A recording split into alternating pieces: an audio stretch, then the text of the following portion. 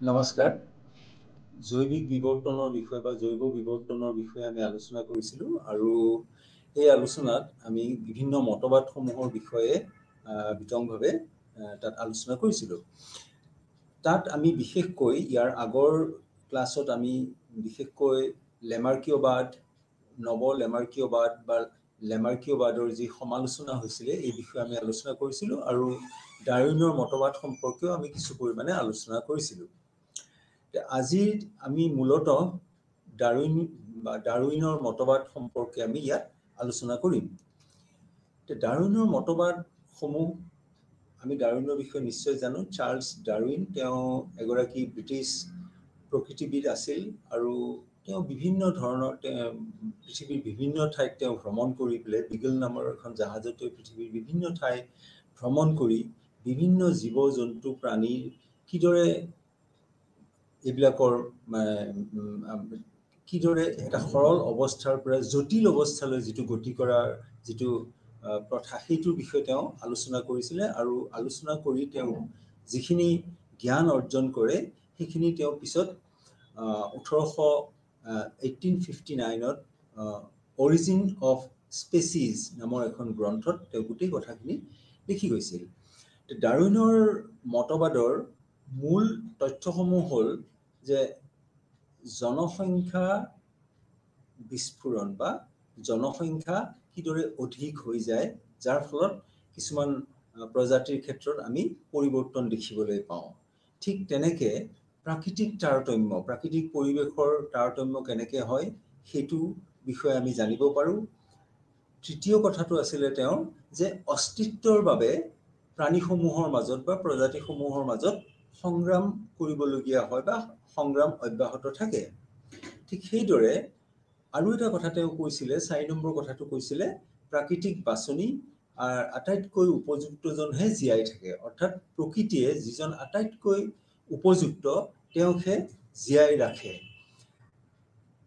তাৰপিছত তেওঁ 5 নম্বৰ কথা এটা কৈছিলে যে নতুন প্ৰজাতিৰ উৎপত্তি। গতিকে এই 5টা মূল তথ্যৰ ওপৰত তেওঁৰ যিটো মতবাদ অৰ্থাৎ ডাৰউইনৰ যিটো মতবাদ এইটো প্ৰতিষ্ঠিত হৈছিল। এতিয়া আমি প্ৰথম তথ্যটোৰ কথা কওঁ, যিটো কোৱা হৈছে যে জনসংখ্যা সদায় বাঢ়ি গৈ থাকে। অৰ্থাৎ প্ৰত্যেকটো প্ৰজাতিৰ, পৃথিৱীৰ যিকোনো প্ৰজাতিৰ ক্ষেত্ৰতে আমি দেখিবলৈ পাওঁ যে তেওঁলোকৰ মূল কথা হ'ল যে জনসংখ্যা বৃদ্ধি কৰিব লাগে। এটা প্ৰজন্মৰ পৰা আন এটা প্ৰজন্মলৈ আমি যদি লক্ষ্য কৰোঁ তেতিয়াহ'লে দেখিম যে এটা প্ৰজন্মত যিমান জনসংখ্যা আছে পিছৰ প্ৰজন্মটোত তেওঁলোকে জনসংখ্যা কিছু পৰিমাণে বাঢ়ি যায় আৰু তাৰ পিছৰ প্ৰজন্মত আৰু বাঢ়ি যায়। এইদৰে এটা প্ৰজাতিৰ প্ৰাণীসমূহ ক্ৰমান্বয়ে যিমান আছিল প্ৰথম অৱস্থাত তাতকৈ লাহে লাহে বাঢ়ি বাঢ়ি গৈ থাকে। ইয়াৰ ফলত এটা অসুবিধা হয় কি যে জনসংখ্যাৰ বৃদ্ধি ঠিকেই হ'ল, কিন্তু সেইমতে খাদ্য বাসস্থান তাৰ বৃদ্ধি নহয়। অৰ্থাৎ প্ৰথম অৱস্থাত জনসংখ্যাটোৰ সেই প্ৰজাতিটোৰ যিমানবোৰ প্ৰাণী আছিল সেইবিলাকে খুব সুন্দৰকৈ একোটা অঞ্চলত বাস কৰিছিল বা খাদ্যৰ অভাৱ সিহঁতৰ মাজত নাছিলে। কিন্তু পিছত যেতিয়া জনসংখ্যাটোৰ বৃদ্ধি হ'বলৈ আৰম্ভ হয় তেতিয়া আমি দেখোঁ যে খাদ্য আৰু বাসস্থানৰ ক্ষেত্ৰত সংকট আহি পৰে আৰু বহু সময়ত সংগী নিৰ্বাচনৰ ক্ষেত্ৰতো তেওঁলোকৰ অসুবিধা আহি পৰে। এনেকুৱা ধৰণৰ কিছুমান সমস্যাৰ সৃষ্টি হয় যেতিয়া জনসংখ্যা ক্ৰমান্বয়ে বাঢ়ি গৈ থাকে। কাৰণ জনসংখ্যাৰ লগত খাদ্য আৰু বাসস্থানৰ কথা জড়িত হৈ আছে। খাদ্য আৰু বাসস্থানৰ বৃদ্ধি নহয়, কিন্তু জনসংখ্যাৰ বৃদ্ধি হৈ থাকে। এইটো এটা মতবাদ আছিলে ডাৰউইনৰ। দ্বিতীয়তে প্ৰকৃতিৰ যিটো প্ৰাকৃতিক পৰিৱেশৰ যিটো তাৰতম্য, অৰ্থাৎ পৃথিৱীৰ যিটো প্ৰাকৃতিক পৰিৱেশ সেইটো সদায় একে হৈ নাথাকে, ইয়াৰ তাৰতম্য হৈ থাকে। ফলত কিছুমান প্ৰাণীৰ বাবে এই পৰিৱৰ্তিত পৰিস্থিতিত জীৱন নিৰ্বাহ কৰাটো সম্ভৱ নহয়। অৰ্থাৎ যেতিয়া প্ৰাকৃতিক পৰিৱেশৰ তাৰতম্য হয় তেতিয়া কোনো প্ৰাণীয়ে সেই পৰিৱৰ্তিত পৰিস্থিতিত নিজকে খাপ খুৱাই লৈ জীয়াই থাকিব পাৰে আৰু অন্য কিছুমানে তাত জীয়াই থাকিব নোৱাৰে। ফলত যিবোৰ প্ৰাণীয়ে জীয়াই থাকিবলৈ সক্ষম হয় সেই প্ৰাণীসমূহে বংশবৃদ্ধি কৰে আৰু সেইদৰে তেওঁলোকৰ মাজত জনসংখ্যাৰ বৃদ্ধি হয়। আৰু অন্যহাতে যিবোৰ প্ৰজাতিৰ প্ৰাণীয়ে তেনেকুৱা এটা পৰিৱৰ্তিত পৰিস্থিতিত নিজকে খাপ খুৱাই ল'ব নোৱাৰে সেইবিলাক লাহে লাহে লাহে লাহে পৃথিৱীৰ পৰা বিলুপ্ত হৈ যায়, অৰ্থাৎ নোহোৱা হৈ যায়, যিটোক আমি এক্সটিংক্ট হৈ যোৱা বুলি কওঁ। গতিকে তেওঁলোকৰ ক্ষেত্ৰত আমি সেই প্ৰাণীবোৰৰ ক্ষেত্ৰত আমি দেখিবলৈ পাওঁ যে সেই বিশেষ পৰিৱৰ্তিত পৰিস্থিতিত নিজক সিহঁতে খাপ খুৱাই ল'ব নোৱাৰিলে, অৰ্থাৎ খাপ খুৱাই ল'বলৈ সিহঁতৰ শৰীৰত যিবোৰ লক্ষণৰ প্ৰয়োজন সেই লক্ষণসমূহ নাছিলে আৰু নথকা বাবে সিহঁতে তেনেকুৱা পৰিৱেশত জীয়াই থাকিব নোৱাৰে, ফলত সেইবিলাকৰ বিলুপ্তি হয়। আৰু যিবোৰ প্ৰাণীৰ ক্ষেত্ৰত আমি তেনেকুৱা লক্ষণসমূহ দেখিবলৈ পাওঁ সেইবিলাকে পৰিস্থিতিৰ পৰিৱৰ্তন হ'লেও নিজকে খাপ খুৱাই ল'ব পাৰে আৰু এনে তাৰতম্যৰ ফলত তেওঁলোকৰ বিশেষ কোনো পৰিৱৰ্তন নহয়। তেওঁলোকৰ ক্ষেত্ৰত তেওঁলোকে বংশবৃদ্ধিও কৰি থাকে আৰু তেনেকেই এটা প্ৰজাতিৰ প্ৰাণীৰ পৰিমাণ বাঢ়ি গৈ থাকে, কিন্তু কিছুমান প্ৰজাতি আকৌ বিলুপ্ত হৈ যায়। কিন্তু যিটো তাৰতম্য আমি দেখা পাওঁ প্ৰাকৃতিক পৰিৱেশৰ, এই তাৰতম্যটো আমি যদি পৃথিৱীৰ গোটেই সময়খিনি তাৰ ভূতাত্ত্বিক কালসমূহ যদি আমি অধ্যয়ন কৰি আমি দেখিম যে পৃথিৱীত বহুবাৰ এনেকৈ জলবায়ুৰ পৰিৱৰ্তন হৈছে, প্ৰাকৃতিক পৰিৱেশৰ পৰিৱৰ্তন হৈছে আৰু তেনে পৰিস্থিতিত বহুত প্ৰাণী পৃথিৱীৰ পৰা ইতিমধ্যেই বিলুপ্ত হৈ গৈছে আৰু কিছুমান প্ৰাণী হয়তো এতিয়াও জীয়াই আছে বা বংশ বৃদ্ধি কৰি আছে, কিন্তু সেইবিলাকৰ শৰীৰতো আমি বিভিন্ন ধৰণৰ পৰিৱৰ্তন দেখিবলৈ পাওঁ। হয়তো প্ৰথমতে যেনেকুৱা ধৰণৰ লক্ষণ আছিল নতুন লক্ষণ কিছুমানৰ সৃষ্টি হ'ল আৰু সিহঁতে সেই পৰিৱেশৰ লগত নিজকে খাপ খুৱাই থাকিবলৈ সক্ষম হ'ল। এইটো হৈছে দ্বিতীয়টো তেওঁৰ মতবাদ, তেওঁৰ মত। ৩ নম্বৰ কথাটো কৈছিল যে অস্তিত্বৰ বাবে সকলো প্ৰাণীয়েই সংগ্ৰাম কৰিবলগীয়া হয়, যে নিজে জীয়াই থাকিবৰ কাৰণে প্ৰাণী মাত্ৰেই সংগ্ৰাম কৰিবই লাগিব। কাৰণ আমি কৈছোৱেই যে প্ৰথম কথাটোত আমি কৈছিলোঁ যে জনসংখ্যাটো বৃদ্ধি হ'ব। দ্বিতীয় কথাটো আমি কৈছিলোঁ যে প্ৰাকৃতিক পৰিৱেশৰ তাৰতম্য হ'বই, অৰ্থাৎ প্ৰাকৃতিক পৰিৱেশৰ পৰিৱৰ্তন হ'বই। ফলত যিসমূহ জীৱ এই পৃথিৱীত আছে সেইবিলাকে নিজৰ অস্তিত্বৰ বাবে বা নিজে জীয়াই থাকিবৰ কাৰণে সংগ্ৰাম কৰিবলগীয়া হয়। এই সংগ্ৰাম কিহৰ বাবে কৰিবলগীয়া হ'ব? খাদ্যৰ বাবে কৰিবলগীয়া হয়, বাসস্থানৰ বাবে কৰিবলগীয়া হয়, আনকি সংগীৰ বাবেও, অৰ্থাৎ সংগীৰ প্ৰয়োজন আছে বংশবৃদ্ধিৰ বাবে, তাৰ বাবেও তেওঁলোকে সংগ্ৰাম কৰিবলগীয়া হয়। ডাৰউইনে এই এনেধৰণৰ যিটো অস্তিত্বৰ বাবে যিটো সংগ্ৰাম কৰিবলগীয়া হয় তাক তেওঁ ৩টা ভাগত ভাগ কৰিছে। এটা ভাগক কৈছে আন্তঃ প্ৰজাতি সংগ্ৰাম। ইয়াত নিৰ্দিষ্ট বুলি লেখা আছে, নহয়, আন্তঃ প্ৰজাতি সংগ্ৰাম, আচলতে আন্তঃ প্ৰজাতি সংগ্ৰাম। আন্তঃ মানে হৈছে কি, যিটোক আমি কওঁ ইন্ট্ৰা স্পেচিফিক ষ্ট্ৰাগল। আন্তঃ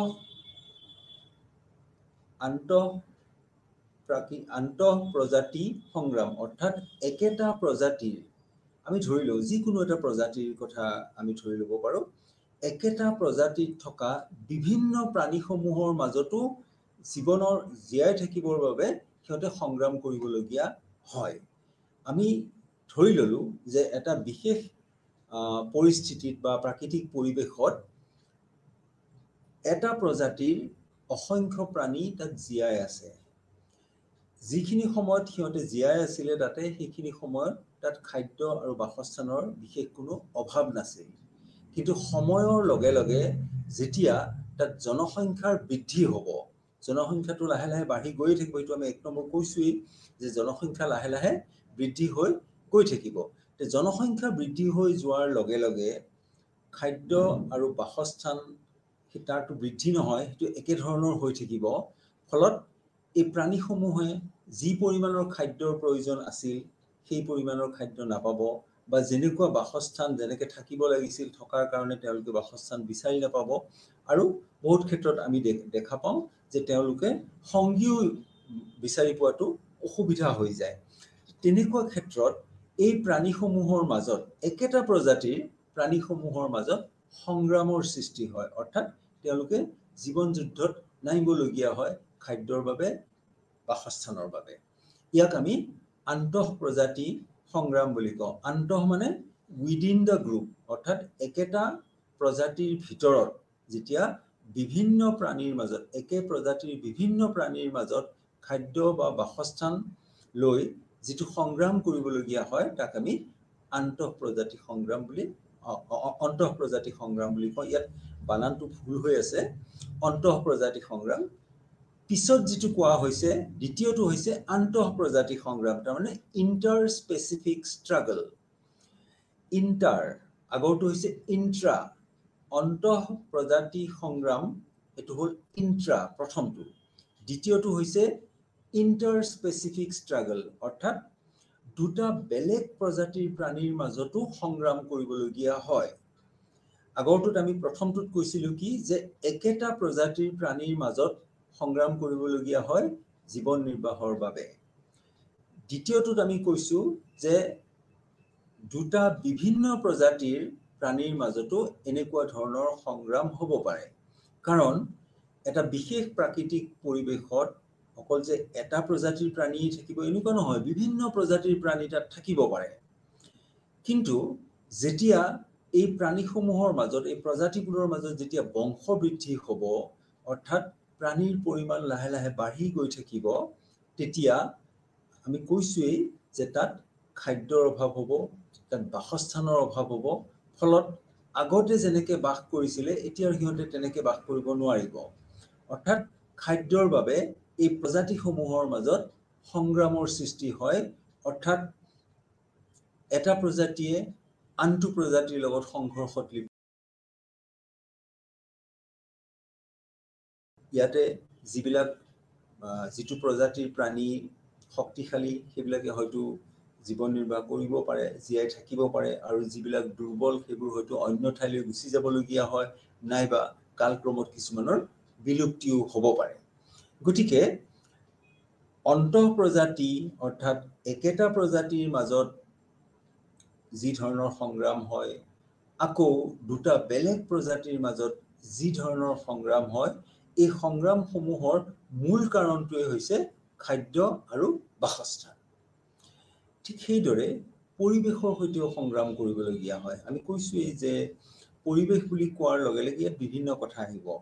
ধুমুহা, বৰষুণ, বজ্ৰপাতৰ পৰা বানপানীৰ পৰা আদি কৰি বিভিন্ন প্ৰাকৃতিক কাৰকসমূহৰ সৈতেও প্ৰাণীসমূহে সংগ্ৰাম কৰিবলগীয়া হয়। অৰ্থাৎ এটা বিশেষ পৰিৱেশত যেতিয়া জীয়াই থাকিবলগীয়া হয়, তেতিয়া সেই পৰিৱেশটোত হোৱা বিভিন্ন ধৰণৰ যিবোৰ ঘটনা বা পৰিঘটনা থাকে, আমি কৈছোৱেই যে ধুমুহা, বৰষুণ, বজ্ৰপাতৰ পৰা আদি কৰি বানপানীলৈকে বিভিন্ন ধৰণৰ কিছুমান কাৰক তাত থাকিব পাৰে, আৰু এই কাৰকবিলাক বা এই ঘটনা পৰিঘটনাবিলাকৰ সৈতেও এই প্ৰাণীসমূহে সংগ্ৰাম কৰিবলগীয়া হয়।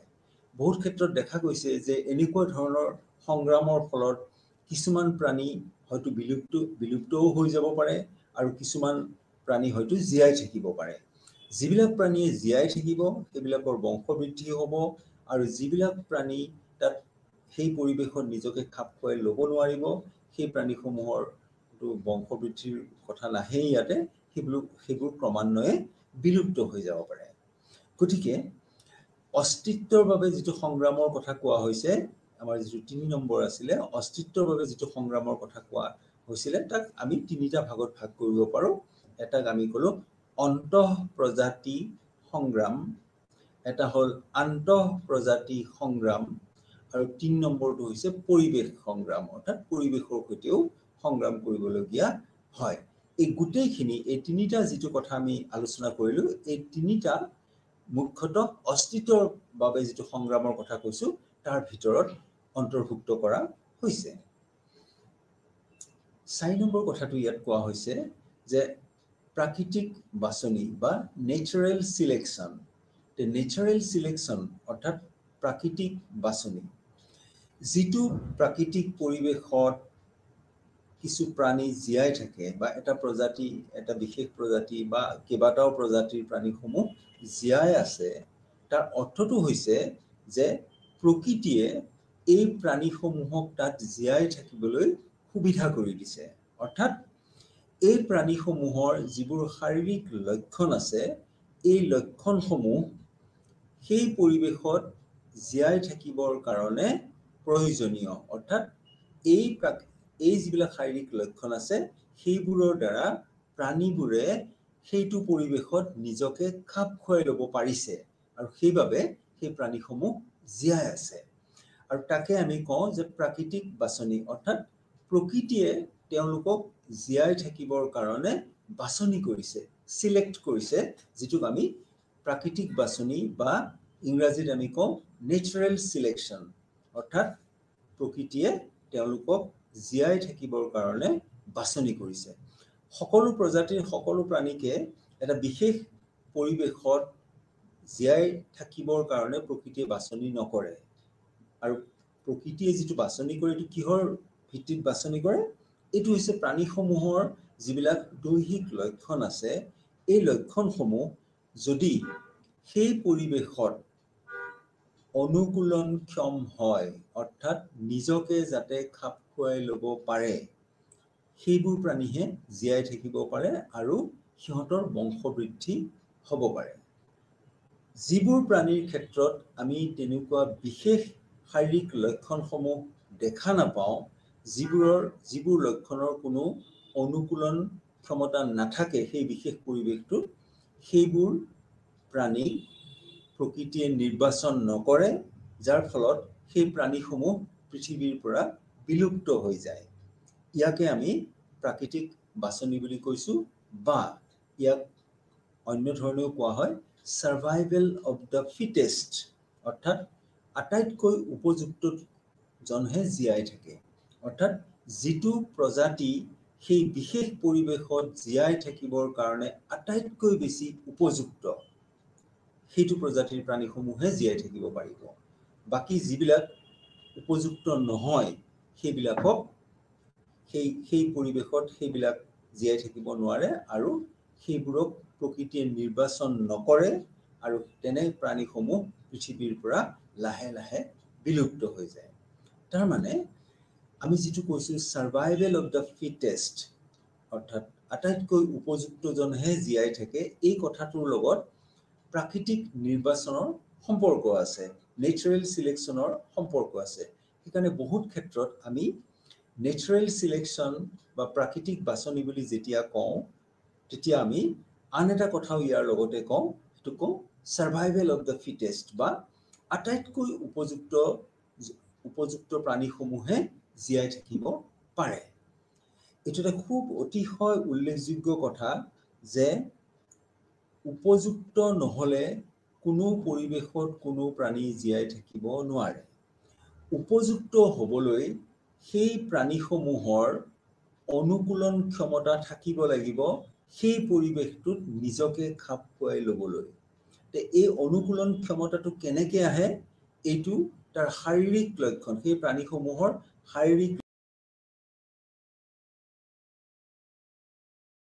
একে ধৰণৰ নহয় যেতিয়া আমি ২ নম্বৰত যে কৈছিলোঁ যে প্ৰাকৃতিক বা প্ৰকৃতিৰ তাৰতম্য হ'ব পাৰে প্ৰাকৃতিক অৱস্থাৰ তাৰতম্য হ'ব পাৰে আৰু যেতিয়া তাৰতম্য হয় তেতিয়া কিছুমান প্ৰাণীৰ শৰীৰত থকা লক্ষণসমূহে সেই পৰিৱেশটোত সেই পৰিৱৰ্তিত পৰিৱেশটোত নিজকে খাপ খুৱাই ল'ব পাৰে ফলত সেই প্ৰাণীসমূহ জীয়াই থাকিব আৰু যিবোৰ খাপ খুৱাব নোৱাৰে যাৰ তেনেকুৱা শাৰীৰিক লক্ষণ নাই সেইবিলাকে লাহে লাহে বিলুপ্ত হৈ যায় আৰু আমি কওঁ যে সেইবিলাকক সেই প্ৰাণীসমূহক প্ৰকৃতিয়ে বাছনি নকৰিলে জীয়াই থাকিবৰ কাৰণে আৰু যিবোৰৰ ক্ষেত্ৰত তেনেকুৱা লক্ষণ দেখিবলৈ পাওঁ যাৰ অনুকূলন ক্ষমতা আছে এটা বিশেষ পৰিৱেশত সেই প্ৰাণীসমূহ জীয়াই থাকিবলৈ প্ৰকৃতিয়ে বাছনি কৰে সেইবাবে ইয়াক আমি নেচাৰেল সিলেকশন বুলি কওঁ আৰু লগতে এইটোও কওঁ যে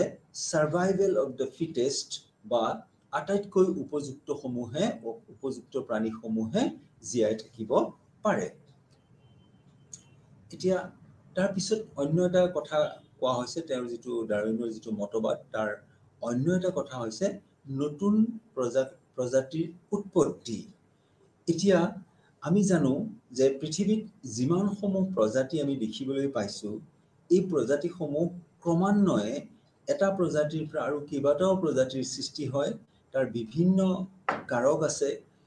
এনেধৰণৰ প্ৰজাতি সৃষ্টি হোৱাৰ মূল এটা কাৰণ হৈছে উৎপৰিৱৰ্তন, অৰ্থাৎ শৰীৰত হোৱা বিভিন্ন ধৰণৰ জিনৰ যিবিলাক লক্ষণ আছে, এই লক্ষণসমূহৰ পৰিৱৰ্তন হ'ব পাৰে।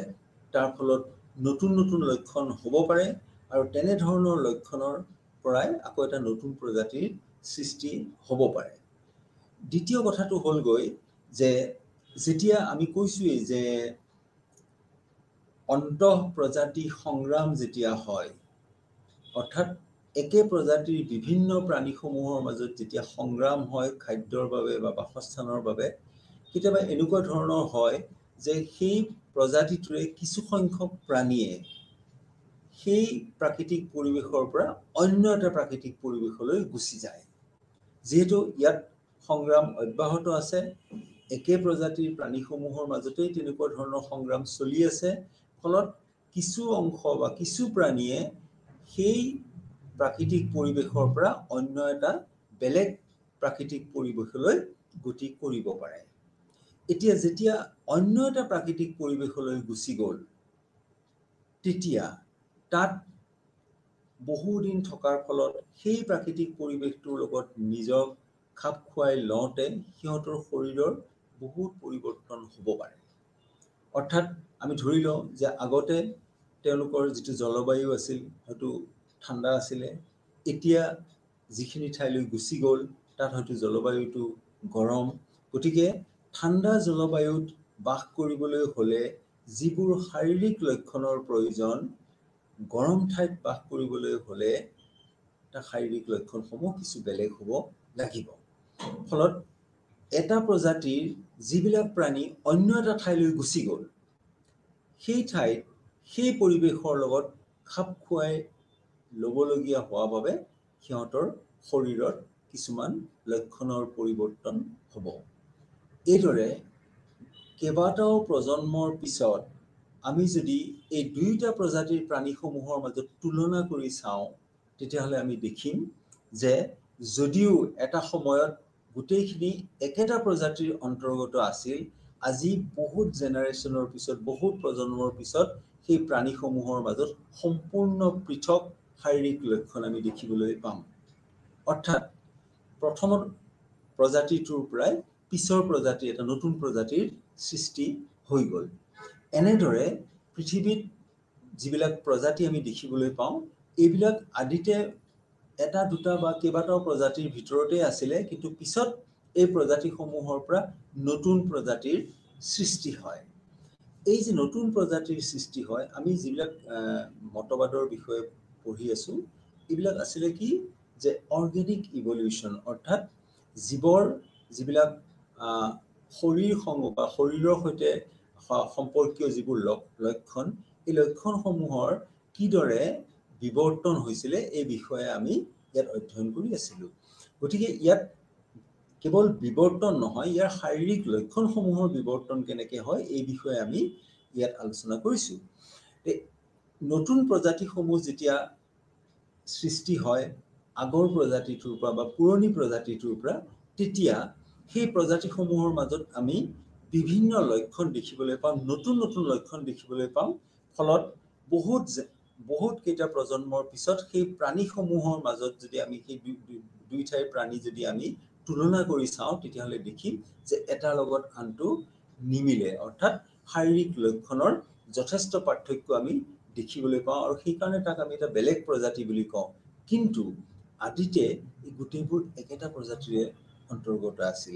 কোনো বিশেষ কাৰণত কিছুমান প্ৰাণী অন্য এটা ঠাইলৈ গুচি যাবলগীয়া হয় আৰু নতুন প্ৰজাতিটোৰ সৃষ্টি হয়। মূলতঃ এই 5টা কথাৰ ওপৰত ভিত্তি কৰিয়ে ডাৰউইনৰ মতবাদটো সৃষ্টি হৈছিলে। আমি আকৌ এবাৰ কৈছোঁ যে এটা হৈছে যে ডাৰউইনৰ মতে বা ডাৰউইনৰ মতবাদ মতে যে যিকোনো প্ৰজাতিৰ জনসংখ্যা বৃদ্ধি হ'বই, অৰ্থাৎ প্ৰত্যেকটো প্ৰজাতিৰে মূল লক্ষ্যটো হৈছে যে জনসংখ্যা বৃদ্ধি কৰিব লাগে, অৰ্থাৎ এটা প্ৰজন্মতকৈ আন এটা প্ৰজন্মত জনসংখ্যাটো লাহে লাহে বাঢ়ি যায়। আৰু জনসংখ্যাৰ লগত খাদ্য আৰু যিহেতু বাসস্থানৰ সম্পৰ্ক আছে, গতিকে অকল জনসংখ্যা বৃদ্ধি হৈ গৈ থাকিলেই নহ'ব। জনসংখ্যা বৃদ্ধি হৈ গ'লে আমাৰ কিছুমান অসুবিধাৰ সৃষ্টি হ'ব, কাৰণ খাদ্য আৰু বাসস্থানৰ তেনেকৈ বৃদ্ধি নহয়। দ্বিতীয় কথাটো তেওঁ কৈছিলে যে প্ৰকৃতিৰ যিটো প্ৰাকৃতিক পৰিৱেশ, সেই পৰিৱেশটোৰ তাৰতম্য হ'ব পাৰে, অৰ্থাৎ প্ৰাকৃতিক পৰিৱেশটো সদায় একে হৈ নাথাকিব পাৰে আৰু একে হৈ নাথাকে, ইয়াৰ তাৰতম্য হয়। আৰু প্ৰাকৃতিক পৰিৱেশৰ যেতিয়াই পৰিৱৰ্তন হয়, তেতিয়াই এটা বিশেষ প্ৰাকৃতিক পৰিৱেশত বাস কৰা প্ৰাণীসমূহৰ মাজত কিছুমান সমস্যাৰ সৃষ্টি হয়, কাৰণ পৰিৱৰ্তিত যিটো পৰিস্থিতি হয়, তাত নিজকে খাপ খুৱাই ল'বলৈ বহুত অসুবিধা হয়। তৃতীয় কথাটো কৈছিলে অস্তিত্বৰ বাবে সংগ্ৰাম। সেইটো আমি কৈছোঁ, আমি আলোচনাও কৰিছিলোঁ যে জীয়াই থাকিবৰ কাৰণে প্ৰাণীয়ে সংগ্ৰাম কৰিবলগীয়া হয়, অৰ্থাৎ সংগ্ৰাম অবিহনে জীয়াই থকাটো সম্ভৱ নহয়। এই সংগ্ৰামক আমি তিনিটা ভাগত ভাগ কৰিছিলোঁ: অন্তঃপ্ৰজাতি সংগ্ৰাম, আন্তঃপ্ৰজাতি সংগ্ৰাম আৰু পৰিৱেশ সংগ্ৰাম বা পৰিৱেশৰ সৈতে হোৱা সংগ্ৰাম। চতুৰ্থ কথাটো কোৱা হৈছিলে যে প্ৰাকৃতিক বাছনি, অৰ্থাৎ নেচাৰেল চিলেকশ্যন, অৰ্থাৎ কোনো এটা প্ৰজাতি কোনো এক বিশেষ পৰিৱেশত জীয়াই থাকিবৰ বাবে তাক প্ৰকৃতিয়ে বাছনি কৰিব লাগিব, অৰ্থাৎ সেই প্ৰাণীটোৰ তাত এনেকুৱা কিছুমান শাৰীৰিক লক্ষণ থাকিব লাগিব যিবোৰৰ বাবে প্ৰকৃতিয়ে তাক জীয়াই থাকিবৰ কাৰণে বাছনি কৰে। তাকে আমি নেচাৰেল চিলেকশ্যন বুলি কওঁ। আৰু যিবোৰ প্ৰাণীক বাছনি কৰা হ'ল, প্ৰকৃতিয়ে বাছনি কৰিলে, সেই প্ৰাণীসমূহে বংশ বৃদ্ধি কৰি থাকে, অৰ্থাৎ তাত প্ৰাণীৰ পৰিমাণ বাঢ়ি গৈ থাকিব। আৰু যিবোৰক বাছনি নকৰিলে, সেইবিলাক সেই পৰিৱেশটোত বাস কৰিব নোৱাৰে আৰু এটা সময়ত সেই প্ৰাণীবোৰ সেইটো পৰিৱেশৰ পৰা সম্পূৰ্ণৰূপে বিলুপ্ত হৈ যায়, তাত আৰু নাথাকে তেনেকুৱা প্ৰাণী। গতিকে এই গোটেই কথাখিনিক আমি আৰু এটা কথাই ইয়াক ক'ব পাৰোঁ, সেইটো হৈছে যে আটাইতকৈ উপযুক্তজন জীয়াই থাকে, ছাৰ্ভাইভেল অফ দ্য ফিটেষ্ট, অৰ্থাৎ উপযুক্তজনৰ বাবেহে জীয়াই থকাটো সম্ভৱ হয়। যিটো প্ৰাকৃতিক বাছনিৰ কথা ক'লোঁ, সেইটো নকৈ আমি ছাৰ্ভাইভেল অফ দ্য ফিটেষ্ট বা আটাইতকৈ উপযুক্তজন জীয়াই থাকে, এই কথাটো ক'ব পাৰোঁ। দুইটাৰ মূল তত্ত্বসমূহ একেধৰণৰ। তেনেকৈ আমি 5 নম্বৰ কথাটো ক'লোঁ যে এনেকুৱা বিভিন্ন কাৰণত নতুন জীৱৰ উৎপত্তি হ'ব পাৰে আৰু নতুন প্ৰজাতি, জীৱৰ মানে ইয়াত প্ৰজাতিৰ কথা কোৱা হৈছে, অৰ্থাৎ একেটা প্ৰজাতিৰ পৰা কেইবাটাও বেলেগ বেলেগ প্ৰজাতি হ'ব পাৰে। কাৰণ মই এটা কৈছিলোঁ যে ইয়াৰে কিছু প্ৰাণীয়ে যিহেতু সিহঁতৰ মাজত এটা সংগ্ৰাম হ'ল, অৰ্থাৎ খাদ্য বা বাসস্থানৰ বাবে, কাৰণ জনসংখ্যা বৃদ্ধি হৈ আছে, খাদ্য বাসস্থান কমি গৈ আছে, সিহঁতৰ মাজত সংগ্ৰাম হৈ আছে, তাৰপিছত কিছুমান প্ৰাণীয়ে হয়তো এটা বেলেগ পৰিৱেশলৈ গুচি গ'ল। এইটো আমি এটা উদাহৰণৰ কথা কৈছিলোঁ। কিন্তু ইয়াত প্ৰাণীৰ সংখ্যা ইমান বেছি যে কেইবাটাও ভাগ হৈ কোনোবা এটা বেলেগ পৰিৱেশলৈ গ'ল, অন্য এটা বেলেগ পৰিৱেশলৈ গ'ল, আৰু এটা বেলেগ পৰিৱেশলৈ গ'ল, অৰ্থাৎ সেইটো প্ৰজাতিৰ পৰাই তিনিটা ভাগ হৈ তিনিটা বেলেগ বেলেগ পৰিৱেশলৈ গুচি গ'ল। এনেকুৱাও ঘটনা হয়। বহুত প্ৰজন্মৰ পিছত এতিয়া যদি আমি দেখোঁ যে এই যি তিনিটা বেলেগ বেলেগ ঠাইলৈ গুচি গৈছিল সেই প্ৰজাতিটোৰ প্ৰাণী, সিহঁতৰ মাজত বিভিন্ন ধৰণৰ শাৰীৰিক লক্ষণৰ সৃষ্টি হ'ল, কাৰণ সিহঁতে সেই পৰিৱেশৰ লগত নিজকে খাপ খুৱাই ল'বলগীয়া হ'ল। আজি যদি আমি এই গোটেইকেইটা প্ৰজাতিৰ প্ৰাণীসমূহৰ মাজত এটা তুলনা কৰোঁ, আমি দেখিবলৈ পাম যে তেওঁলোকৰ শাৰীৰিক লক্ষণসমূহ বেলেগ বেলেগ, অৰ্থাৎ প্ৰত্যেকটোৱে এটা এটা নতুন প্ৰজাতি হৈ গ'ল। যদিও এই গোটেইবোৰ আগতে এটা প্ৰজাতিৰ অন্তৰ্ভুক্ত আছিল, এতিয়া সেই প্ৰজাতিটোৰ পৰাই আৰু তিনিটা নতুন প্ৰজাতিৰ সৃষ্টি হ'ল। এইদৰে পৃথিৱীত থকা বিভিন্ন প্ৰজাতিৰ পৰা নতুন নতুন প্ৰজাতিৰ সৃষ্টি হ'ব পাৰে। মূল এই 5টা তথ্যৰ ওপৰত ভিত্তি কৰি ডাৰউইনৰ মতবাদ প্ৰতিষ্ঠিত। এতিয়া প্ৰাকৃতিক বাছনিৰ ক্ষেত্ৰত আমি এটা খুব ভাল উদাহৰণ আমি দিব পাৰোঁ, আৰু উদাহৰণটোৰ দ্বাৰাই আমি তেতিয়া বুজি পাম যে প্ৰাকৃতিক বাছনি মানে কি। ইংলেণ্ডত এক ধৰণৰ মঠ আছে। মঠ মানে আমি বুজি পাওঁ নহয়, মঠটো অসমীয়াটো মঠ বুলিয়েই কোৱা হয়। পখিলাৰ দৰে এটা প্ৰাণী, পখিলাৰ নিচিনা, কিন্তু পখিলা নহয়, সেইবিলাকক আমি মঠ বুলি কওঁ। ইংলেণ্ডত এটা প্ৰজাতিৰ মঠ আছিল যাৰ 2টা ভাগ আছিলে, অৰ্থাৎ সেই মঠবিলাকৰে 2টা আমি ভাগ দেখিবলৈ পাওঁ। এটাৰ বৰণ আছিলে ক'লা আৰু আনটোৰ বৰণ আছিল মুগা ধৰণৰ। অৰ্থাৎ সেই মঠবিলাকৰ মাজত আমি 2টা প্ৰকাৰ দেখিবলৈ পাওঁ, 2টা ভেৰাইটি দেখিবলৈ পাওঁ। এটাৰ বৰণ আছিল ক'লা আৰু আনটোৰ বৰণ আছিল মুগা।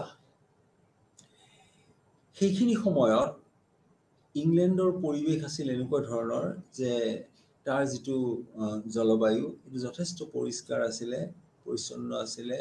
গতিকে যিবিলাক গছ-গছনি আছিল, গছ-গছনিবিলাকৰ যিবিলাক ডাঙৰ ডাঙৰ গছ আছে, ডাঙৰ সৰু যিয়েই নহওক, যে গছ-গছনিবিলাকৰ গা গছটো বা সেইখিনি মুগা বৰণৰ আছিলে, অৰ্থাৎ পৰিষ্কাৰ আছিলে।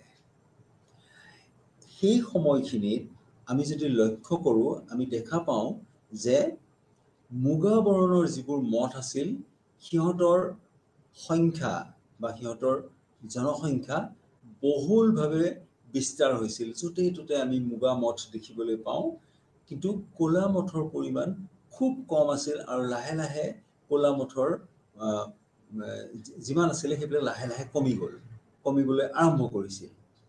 ইয়াৰ কাৰণটো হৈছে যে যিহেতু গছৰ বাকলিবিলাক, এই মঠবিলাক সাধাৰণতে গছত যে পৰি থাকে, গছৰ বাকলিবিলাকৰ ৰংটো আছিলে মুগা, মঠবিলাকৰ শৰীৰৰ ৰংটো আছিল মুগা।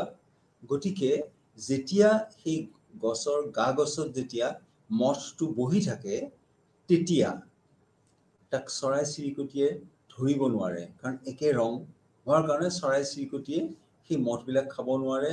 ফলত সেই মঠসমূহে তাৰ পৰা জনসংখ্যা বিস্তাৰ কৰিবৰ কাৰণে সুবিধা পায়, আৰু সেইদৰে আমি মুগা মঠৰ পৰিমাণ বহুত দেখিবলৈ পাইছিলোঁ।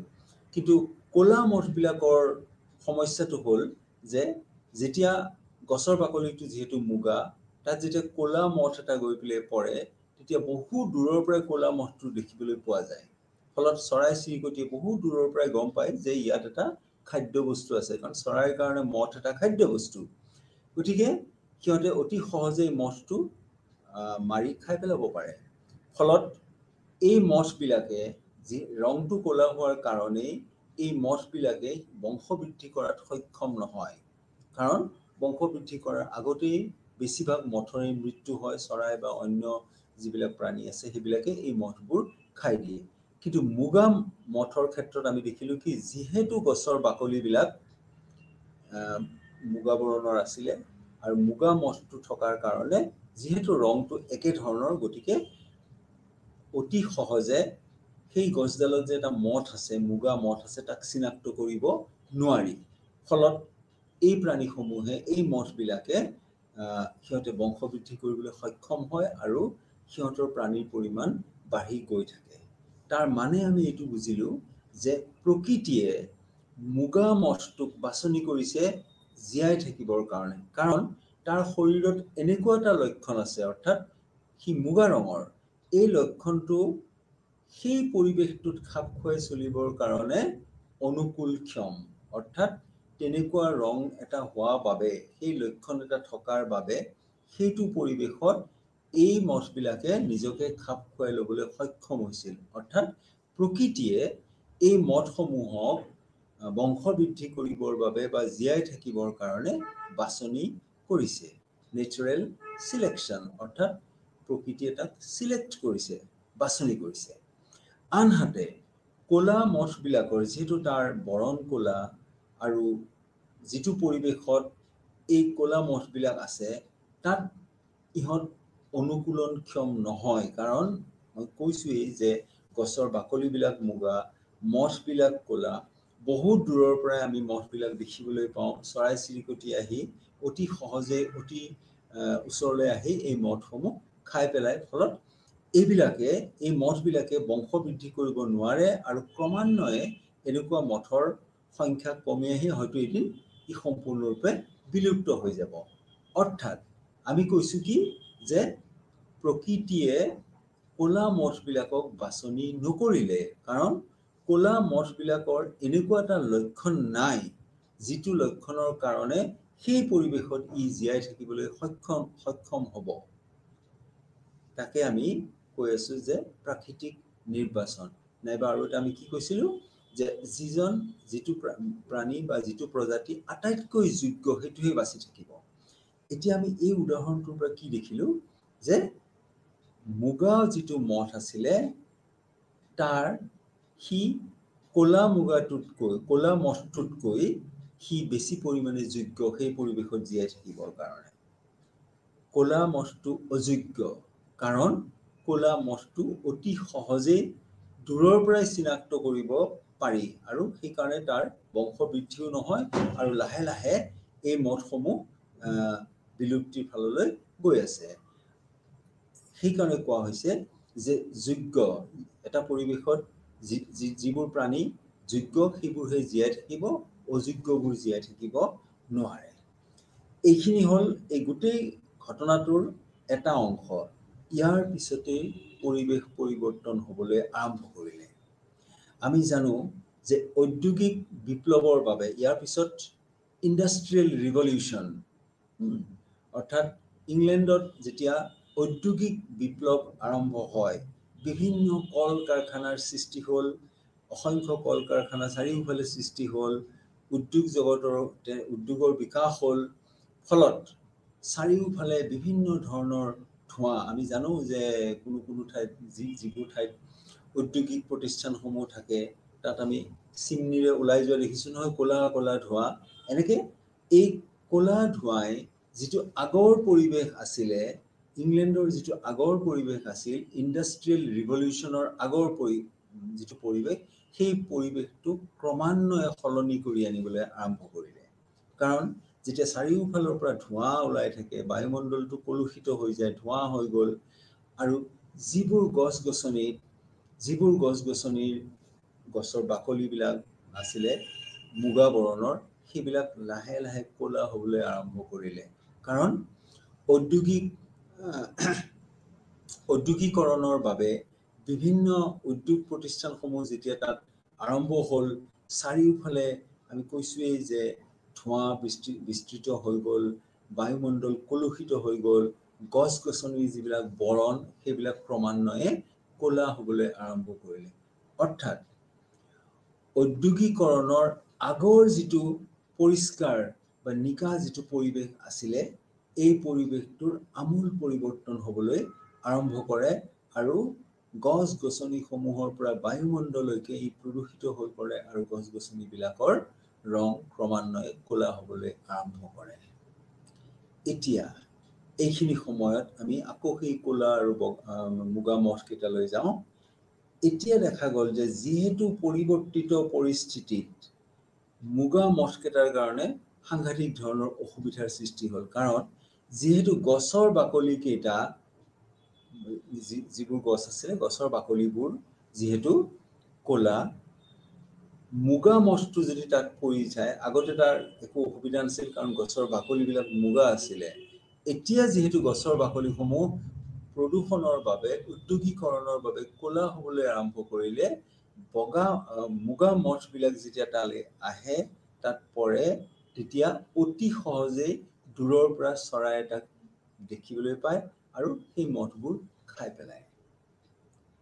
আনহাতে যিবোৰ ক'লা মঠ আছিলে, সেই ক'লা মঠবিলাকৰ কাৰণে এতিয়া পৰিৱেশটো সিহঁতৰ অনুকূলন ক্ষমতা আহি গ'ল। অৰ্থাৎ যিহেতু গছৰ বাকলিখিনি ক'লা মঠটো আহি তাত পৰাৰ লগে লগে এতিয়া চৰাই এটাক সহজে চিনাক্ত কৰিব নোৱাৰে দূৰৰ পৰা।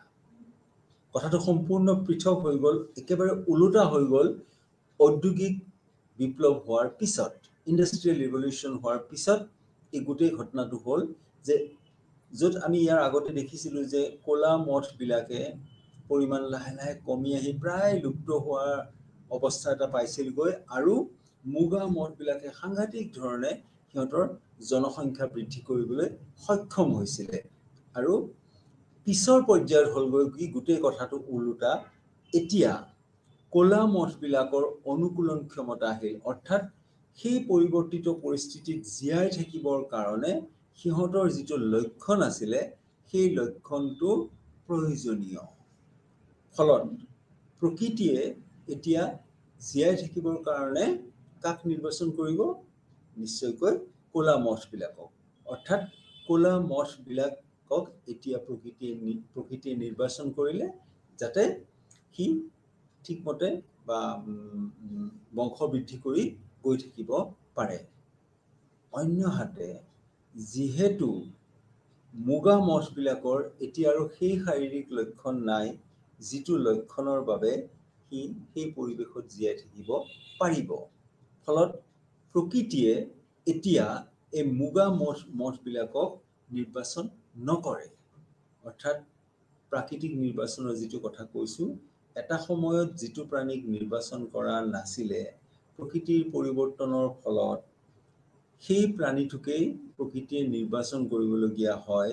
আৰু যিটো প্ৰাণী যেনে মুগা মঠটো, যাক আগতেই প্ৰকৃতিয়ে বাছনি কৰিছিল, কিন্তু পৰিৱৰ্তিত পৰিস্থিতিত যেতিয়া গছৰ বাকলিসমূহ ক'লা হ'বলৈ আৰম্ভ কৰিলে, প্ৰদূষণৰ সৃষ্টি হ'ল, তেতিয়া এই ক'লা মঠবিলাকক আৰু প্ৰকৃতিয়ে এতিয়া বাছনি নকৰে। তাৰমানে প্ৰাকৃতিক যিটো বাছনি বা নেচাৰেল চিলেকশ্যন, সেইটো সম্পূৰ্ণৰূপে প্ৰাকৃতিক অৱস্থাৰ সৈতে জড়িত।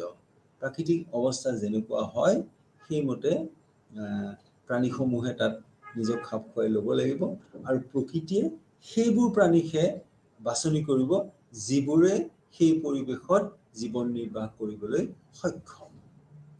গতিকে আমি এইটো যিটো উদাহৰণৰ কথা ক'লোঁ, এই উদাহৰণটোৱে আমাক দেখুৱাই দিছে যে প্ৰাকৃতিক পৰিৱৰ্তন হ'লে যিকোনো এটা প্ৰাণী যদি আগতে প্ৰাকৃতিক নিৰ্বাচনত সি বাচিও আছিল, বংশ বৃদ্ধিও কৰিছিল, হঠাৎ পৰিৱৰ্তনৰ ফলত কিন্তু তাক আকৌ প্ৰকৃতিয়ে নিৰ্বাচন নকৰিব পাৰে। ফলত এটা সময়ত য'ত আমি আমাৰ উদাহৰণটোত কৈছিলোঁ যে য'ত আমি ক'লা মঠবিলাক বিলুপ্ত হৈ যাব বুলি ভাবিছিলোঁ, এতিয়া দেখা গ'ল যে মুগা মঠবিলাকহে লাহে লাহে বিলুপ্ত হ'বলৈ আৰম্ভ কৰিলে। গতিকে এই যিটো কথা, এই কথাটো আমি এটা উদাহৰণৰ দ্বাৰাই প্ৰাকৃতিক বাছনিৰ যিটো প্ৰক্ৰিয়া, সেই প্ৰক্ৰিয়াটোৰ বিষয়ে আমি আলোচনা কৰিলোঁ। ইয়াৰ পিছত যেনেকৈ লেমাৰ্কিয়বাদ আছিলে, ডাৰউইনৰ মতবাদ আছিলে, ঠিক তেনেকৈ অন্য এটা মতবাদৰ কথা হয় যিটো কোৱা হয় মিউটেশ্যন থিয়ৰী বা উৎপৰিৱৰ্তন। ঠিক পৰিৱৰ্তন নহয়, মিউটেশ্যনৰ অসমীয়াটো হৈছে উৎপৰিৱৰ্তন। অৰ্থাৎ উৎপৰিৱৰ্তনৰ জৰিয়তেও জীৱৰ শৰীৰত নতুন নতুন ধৰণৰ লক্ষণৰ সৃষ্টি হ'ব পাৰে। আমি এটা কথা জানো যে উৎপৰিৱৰ্তনৰ দ্বাৰা, এতিয়া উৎপৰিৱৰ্তনটো হৈছে 1900 চনত আৱিষ্কাৰ হোৱা এটা নতুন তথ্য, যিটো তথ্যৰ দ্বাৰা কোৱা হৈছে যে আমি এটা কথা প্ৰথমতে জানি ল'ব লাগিব যে আমাৰ শৰীৰত যিবিলাক লক্ষণ আছে, এই লক্ষণসমূহ জিনৰ জৰিয়তে এটা প্ৰজন্মৰ পৰা আন এটা প্ৰজন্মলৈ গতি কৰে। অৰ্থাৎ জিনসমূহ হৈছে প্ৰাকৃতিক লক্ষণৰ বাহক, অৰ্থাৎ যিবোৰ আমাৰ শাৰীৰিক লক্ষণ, বায়'লজিকেল ট্ৰেইটছ, যিবিলাক শাৰীৰিক লক্ষণ আছে, এইবিলাক জিনে বহন কৰি এটা প্ৰজন্মৰ পৰা অন্য এটা প্ৰজন্মলৈ লৈ যায়। সেইকাৰণে এই শাৰীৰিক লক্ষণসমূহৰ বাহক বুলি ক'লে আমি জিনক বুজাও কিন্তু উৎপৰিবৰ্তনত কোৱা হৈছে যে বিভিন্ন কাৰণত এই জিনসমূহৰ যিবিলাক জিনে আমাৰ শাৰীৰিক লক্ষণবোৰ লৈ যায় এই জিনসমূহৰ পৰিৱৰ্তন হৈ কিছুমান নতুন লক্ষণৰ সৃষ্টি হয় যিবোৰ লক্ষণ হয়তো এটা প্ৰজাতিৰ প্ৰাণীৰ শৰীৰত আগতে নাছিল কিন্তু সেই পৰিৱৰ্তন হোৱা লক্ষণসমূহ সি ইয়াৰ পিছৰ প্ৰজন্মলৈ জিনে লৈ গুচি যাব পাৰে ফলত আমি দেখিম যে তেওঁলোকৰ যিটো পিতৃ প্ৰজন্ম অৰ্থাৎ ইয়াৰ ওপৰৰ যিটো প্ৰজন্ম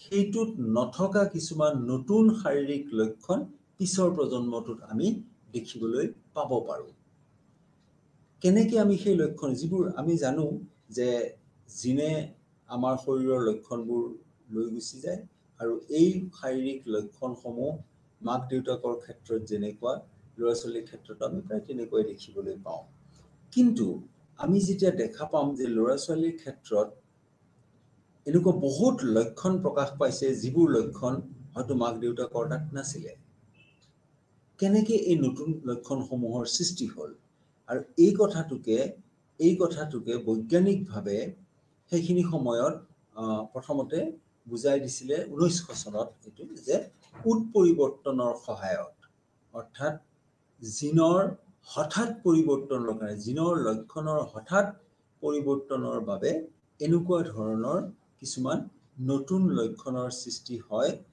আৰু এই লক্ষণসমূহ পিছৰ প্ৰজন্মৰ মাজত দেখিবলৈ পোৱা যায় অৰ্থাৎ যিবোৰ নতুন নতুন লক্ষণৰ সৃষ্টি হয় উৎপৰিবৰ্তনৰ ফলত এই গোটেই লক্ষণসমূহ আমাৰ কাৰণে হিতদায়ক নহয় অৰ্থাৎ আমাৰ কাৰণে ভাল নহয় আমাৰ জীৱন নিৰ্বাহৰ কাৰণে গোটেইবোৰ ভাল লক্ষণ নহয় তাৰে কিছুমান বেয়া লক্ষণো থাকে অৰ্থাৎ যিবোৰ লক্ষণৰ সহায়ত আমাৰ শৰীৰত বেমাৰ আজাৰৰ পৰা অন্যান্য বিভিন্ন ধৰণৰ কথা আহিব পাৰে তেনেকুৱা ধৰণৰ লক্ষণৰো সৃষ্টি হ'ব লাগে এনেকুৱা ক্ষেত্ৰত এই উৎপৰিবৰ্তন তত্ত্ব মতে যে প্ৰকৃতিয়ে যিবিলাক লক্ষণ ভাল লক্ষণ বুলি যিবিলাকক কৈছোঁ সেই লক্ষণ থকা প্ৰাণীসমূহক সিলেক্ট কৰে বাছনি কৰে জীয়াই থাকিবৰ কাৰণে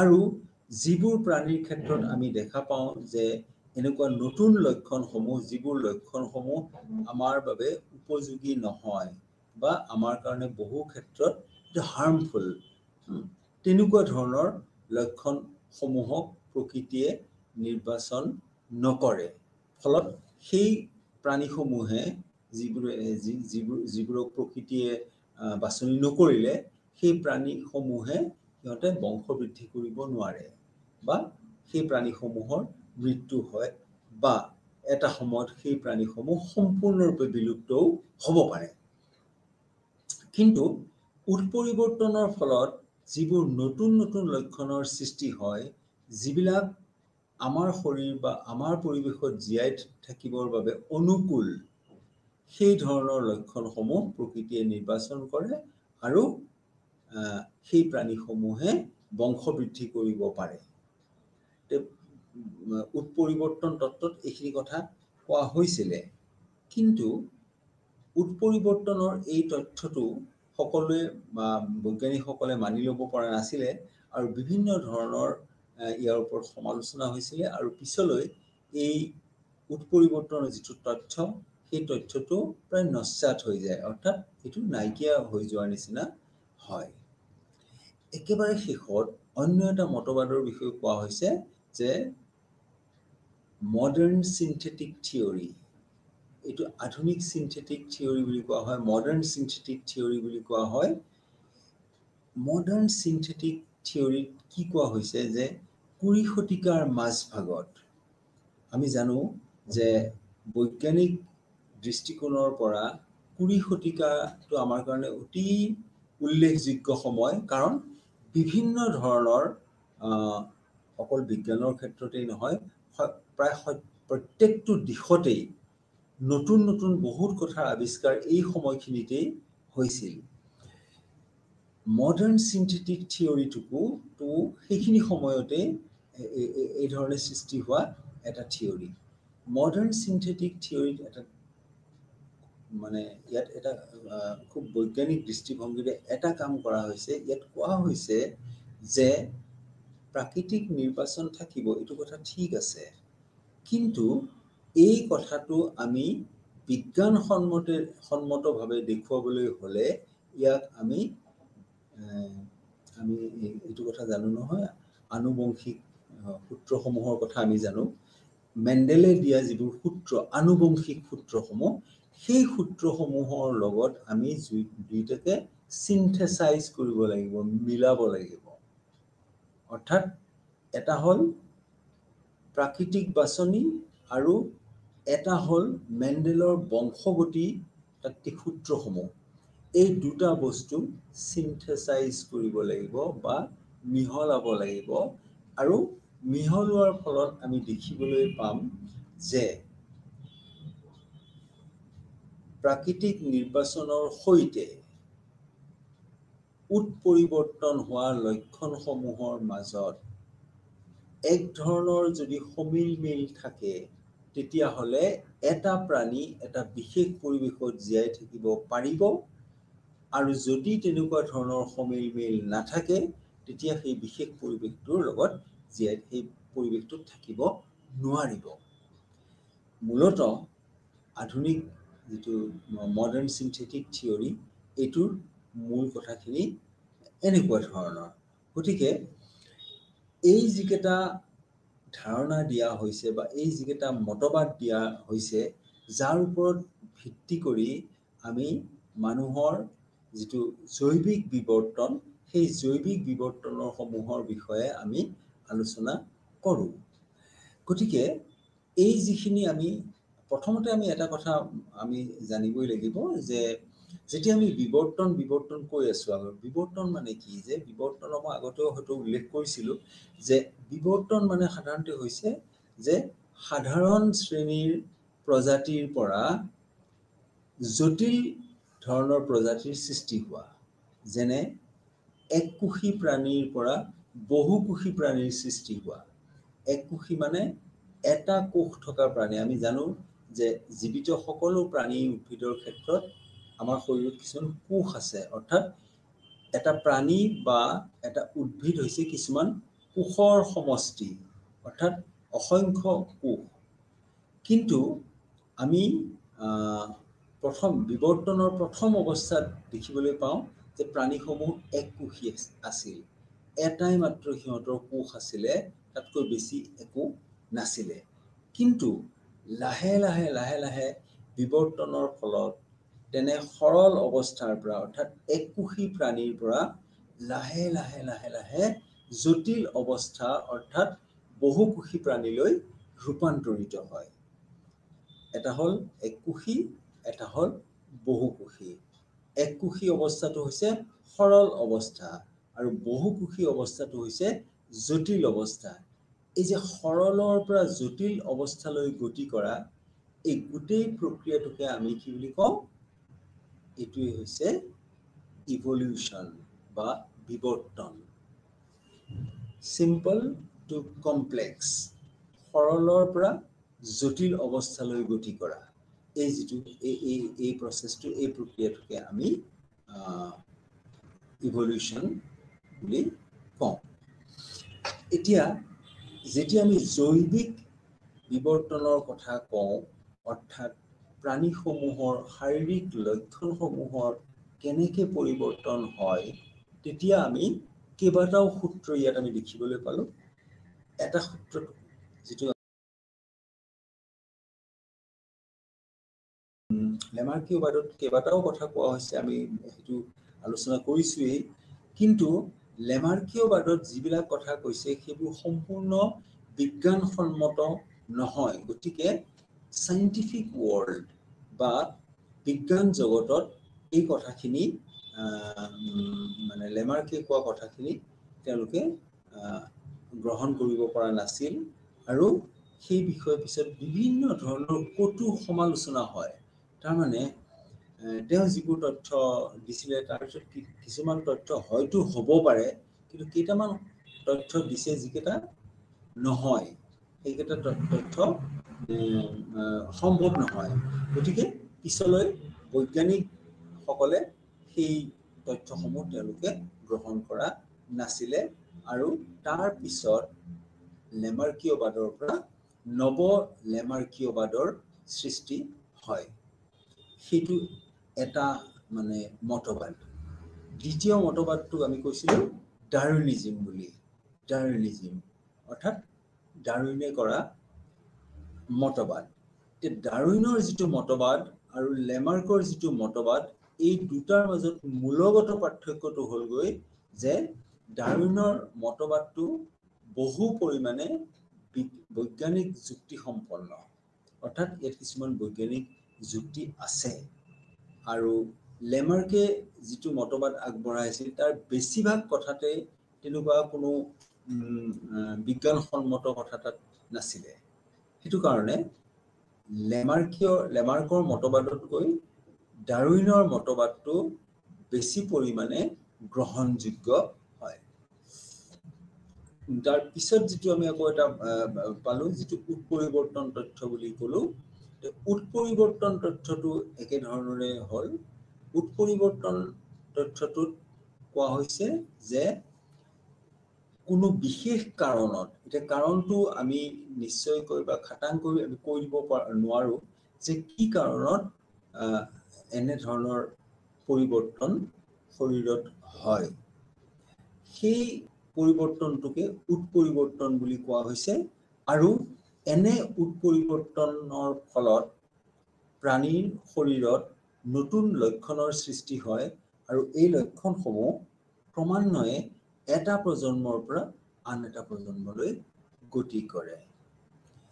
1900 চনত হিউগো ডি ফ্ৰাইছ, এজন কিহৰ নাম, বৈজ্ঞানিকৰ নাম, হিউগো ডি ফ্ৰাইছ নামৰ বৈজ্ঞানিকে তেওঁ উৎপৰিৱৰ্তনৰ এই তত্ত্বটো তেওঁ পোনপ্ৰথমতে আলোচনা কৰিছিল যে উৎপৰিৱৰ্তনৰ ফলতহে আচলতে নতুন প্ৰাণীৰ সৃষ্টি হয় বা নতুন লক্ষণৰ সৃষ্টি হয়। কাৰণ লক্ষণসমূহ সৃষ্টি হোৱাৰ পিছতহে এটা প্ৰাণীৰ সৃষ্টি হ'ব।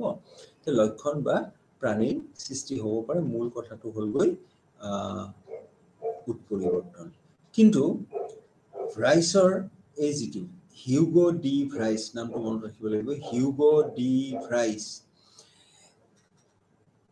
তেওঁ যিটো তথ্য কৈছিলে ফ্ৰাইছৰ, এই তথ্যটো বহুত পৰিমাণে ইয়াৰ বিজ্ঞানসন্মত বিশেষ তেনেকুৱা কোনো ধৰণৰ তথ্য নাই। সেইবাবে কালক্ৰমত এই তথ্যটোৰ ওপৰত গুৰুত্ব কমি আহে। যেনেকৈ লেমাৰ্কে যিটো তথ্যৰ কথা কৈছিলে, সেই তথ্যখিনি বা যিটো মতবাদ তেওঁৰ আছিলে, সেইটো পিছৰ সময়ত তাক সম্পূৰ্ণৰূপে নস্যাৎ কৰা হয়। ঠিক উৎপৰিৱৰ্তনৰ তত্ত্বটো পিছৰ সময়ত ইয়াক কিছু পৰিমাণে পৰিহাৰ কৰা হয়। একেবাৰে শেষত যিটো 20 শতিকাৰ মাজভাগত যিটো মতবাদ আহে, যিটো আমি বেছি পৰিমাণে চাইণ্টিফিক বা বিজ্ঞানসন্মত থিয়ৰী বুলি ক'ব পাৰোঁ। কাৰণ যিটো মডাৰ্ণ চিন্থেটিক থিয়ৰী বুলি কোৱা হৈছে, ইয়াত দুটা বস্তুৰ এটা চিন্থেচিছ বা দুটা বস্তু লগ লগাই এটা নতুন থিয়ৰী আৰম্ভ কৰা হৈছে। যেনে তাত কি কৰা হৈছে যে চিন্থেটিক থিয়ৰীটোত কোৱা হৈছে যে প্ৰাকৃতিক নিৰ্বাচনটো আছেই, তাৰ লগতে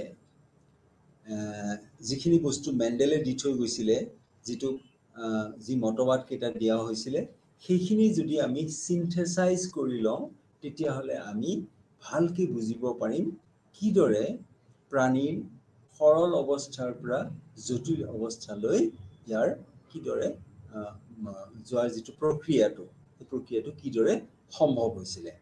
গতিকে এই গোটেই কথাখিনিৰ পৰা আমি বুজিলোঁ যে সৰল অৱস্থাৰ পৰা জটিল অৱস্থালৈ যেতিয়া প্ৰাণীয়ে গতি কৰে, তাৰ শাৰীৰিক লক্ষণৰ পৰিৱৰ্তন হয়। সেইটোৰ ওপৰত বিভিন্নজনে বিভিন্ন ধৰণৰ মতবাদ আগবঢ়াইছে। গতিকে আমি কৰিব পাৰে। আজিলৈ আমি ইমানতে সামৰিলোঁ। আগলৈ নিশ্চয় লগ পাম আকৌ। নমস্কাৰ।